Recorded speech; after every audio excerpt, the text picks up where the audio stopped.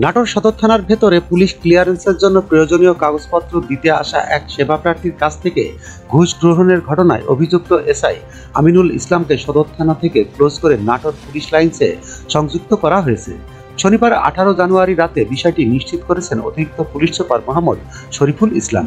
তিনি বলেন, প্রাথমিকভাবে এসআই আমিনুলকে সদর থানা থেকে প্রত্যাহার করে নাটোর পুলিশ লাইন্সে সংযুক্ত করা হয়েছে।